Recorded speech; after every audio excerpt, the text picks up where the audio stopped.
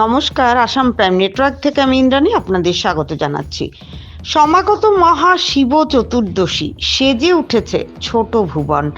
রাত পোহালে অর্থাৎ বুধবার মহাশিব চতুর্দশী, এই চতুর্দশী তিথিকে কেন্দ্র করে আনুষ্ঠানিকতার খামতি রাখতে চাইছে না ছোট ভুবন নামাঙ্কিত শৈব তীর্থে। সকাল 7টা থেকে পূজার্চনা মহাপ্রসাদ বিতরণের মাধ্যমে মহাশিবরাত্রিকে স্মরণীয় করে রাখতে চাইছে আয়োজক কমিটির সম্পাদক রাজন দাস জানান, গ্যামন সেতু পেরিয়ে জাতীয় সড়ক ধরে গুমরা হয়ে জালালপুর পৌঁছে পুরান বাজারের পাশের রাস্তা ধরে কয়েক কিলোমিটার পাহাড়ি রাস্তা পেরিয়ে মিলবে প্রাকৃতিক সৌন্দর্যে ভরা ছোট ভুবন।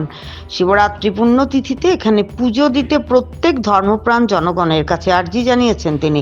মন্দির সম্পর্কে তার বক্তব্য হলো যে বটবৃক্ষকে কেন্দ্র করে এখানে মন্দিরটি স্থাপিত হয়েছে, তার বয়স কম করে শতাধিক হবে। এই গাছের গোড়ায় একটি প্রকাণ্ড পাথরে ধ্যানমগ্ন এক সন্ন্যাসী ছিলেন, কিন্তু আচমকা একদিন উধাও হয়ে যান পাথর সমেত সন্ন্যাসী। ভারত বাংলাদেশ সীমান্তে কাঁটাতারে বেড়া নির্মাণের সময় এই বটবৃক্ষ উপড়ে ফেলতে চাইছিল কন্ট্রাক্টর, কিন্তু তা পারেনি। ওই কন্ট্রাক্টরের নাকি অকাল মৃত্যু হয় এবং তৎকালীন বিএসএফ পদস্থ আধিকারিককে স্বপ্নে এখানে মন্দির স্থাপনের নির্দেশ দেওয়া হয়। নির্দেশ তড়িঘড়ি ওই আধিকারিক নো ম্যানস ল্যান্ডের ওই বটবৃক্ষ তলে মন্দির তৈরি করেন। সেই থেকে প্রতিদিনই এখানে পূজার্চনা করেন বিএসএফ জওয়ানরা। বিগত 3 বছর থেকে বিএসএফ জওয়ানদের সাথে কাঁধে কাঁধ মিলিয়ে মহা ধুমধামে মহাশিব চতুর্দশী উৎসব পালন করা হচ্ছে।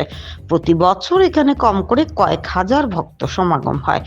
আবহাওয়া অনুকূলে থাকলে এবারও পুণ্যার্থীদের ঢল নামবে ধারণা আয়োজক কমিটির। যারা এই পুজো দিতে আসবেন তারা সকাল 7টা থেকে বিকেল 5টার মধ্যে মন্দিরে আসতে অনুরোধ জানান সম্পাদক। কারণ ইন্দো বাংলা সীমান্ত এলাকা হেতু প্রশাসনিক কিছু বাধা নিষেধ রয়েছে, তাই ইচ্ছে থাকা সত্ত্বেও সন্ধ্যার পর কোনো অনুষ্ঠান করা সম্ভব হয় না। সুপ্রিয় দত্তের রিপোর্ট, আসাম প্রাইম নেটওয়ার্ক। যেহেতু আগামী বুধবারে আমাদের এখানে পূজা মহাশিবরাত্রি অনুষ্ঠিত হবে, তো মহাশিবরাত্রি 8:30 ঘটিকা থেকে চতুর্দশী লাগবে। তো 8:30 ঘটিকা থেকে আমাদের এখানে পূজা অর্চনা পূজা শুরু হয়ে যাবে। আমাদের এখানে যা আমরা বিএসএফ এর কাছ থেকে যেটা পারমিশন পেয়েছি, কারণ এটা বর্ডার অঞ্চল, তার জন্য আমাদেরকে পারমিশন নিতে হয়। তো পারমিশন অনুযায়ী আমরা সকাল 7 ঘটিকা থেকে বিকাল 5 ঘটিকা পর্যন্ত আমরা এখানে পূজা অর্চনা মহাপ্রসাদ বিতরণ করতে পারবো।